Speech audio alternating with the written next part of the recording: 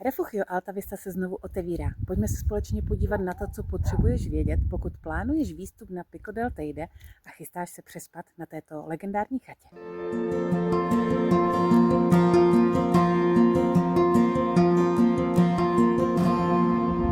Ahoj přátelé, my jsme se tady dlouho takhle živě neviděli, dlouho jsem nevysílala živě a teď je taková úplně super příležitost, abych vás jednak pozdravila v létě a věřím, že to léto si užíváte, že jezdíte na své vysněné dovolené a že se třeba uvidíme i tady na Tenerife. Ale přicházím dneska s jednou novinkou, na kterou podle mě spousta z nás čekala a to je znovu otevření horské chaty, vlastně nejvýše položené horské chaty na Tenerife, Refugio Alta Vista ve 3260 metrech nad mořem. Já vám potom tady ještě vložím příspěvek, tak jak jste zvyklí, možná ti, co jste tady nově, tak jste to nezaznamenali, ale vlastně všechny takové ty jakoby návody, kde potřebujete různé permity a tak dál, tak najdete tady v této skupině ve složce průvodci a tam máte vždycky popsané, co potřebujete. Snažím se to tam aktualizovat, takže moucha mě tu otravuje, takže měly by tam být všechny informace aktuální. Samozřejmě, kdyby vám něco chybělo, tak napište a já to zaktualizuju, anebo to prostě udělám znova. Ale teď pojďme k té Alta Vistě. Od 27., to znamená od 20. července, je znovu otevřená chata Alta Vista, kde můžete přespat jednu noc a můžete vlastně tak využít úplně super možnosti aklimatizovat se v těch 3200 metrech nad mořem na výstup na Teide. Je to velmi pohodlné, já jsem to vždycky chodila Teide jako kuse i na ten východ slunce a to musím říct, že je poměrně jako náročný výstup. To znamená, že vy, co to chcete udělat fakt jako na pohodu, tak hodně fakt jako vřele doporučuji využít Alta Visty. Vyjdete tam nahoru, přespíte jednu noc, aklimatizujete se, přespíte v posteli a vlastně ráno jenom vycházíte těch, kolik to je, 3200, 500 výškových metrů, už potom jenom na samotný vrchol, na východ slunce. Takže je to opravdu velmi komfortní varianta a velmi to doporučuji.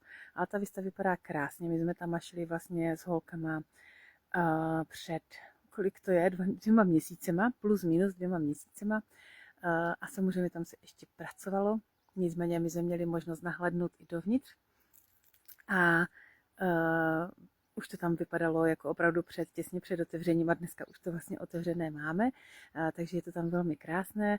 Celkem je tam kapacita 49 míst, což je v podstatě kapacita toho východu slunce, respektive permitu na východ slunce. Takže 49 míst, 49 lidí se tam vyspí a co je důležité, je, že nemusíte už, když si objednáte tento permit nebo zaplatíte si tu noc na Alta Vistě, tak už nemusíte mít žádné další permity. Je v tom zahrnut permit na tu stezku z Montagne Blanky, ona se jmenuje PNT 07 a potom ráno na východ slunce od 6 do 9 máte už tam zahrnutý permit na ten východ slunce. Takže na ten vrchol, na PNT 10.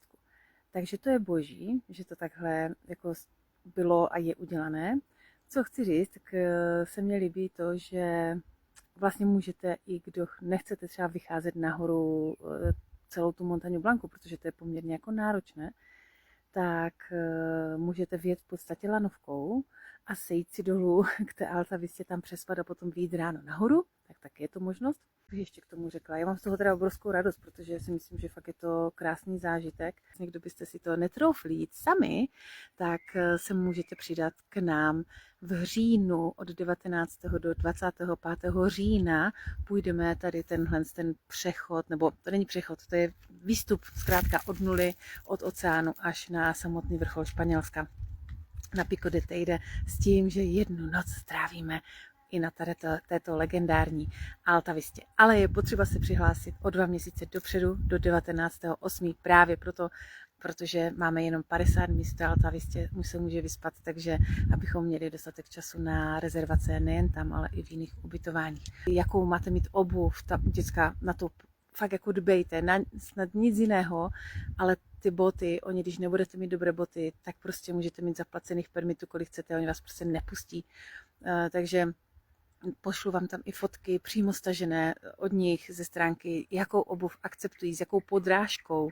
Vůbec je jedno, jestli je to vysoká nebo nízká bota, to se tady často řeší a v jiných skupinách se to často řeší, jestli potřebujeme jako vysokou botu nebo nízká stačí, tak nikdo neřeší, jestli je ta bota vysoká nebo jestli je nízká, ale řeší se podrážka.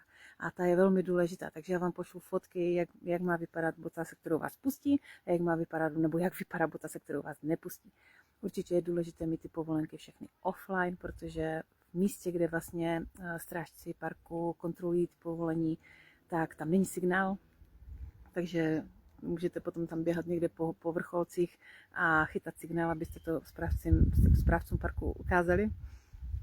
Takže to všechno vám napíšu do toho textu. Jo, kdyby vás něco zajímalo k tomu, co povídám teďka, tak to napište tady pod tento příspěvek. Jsem vás ráda viděla po dlouhé době.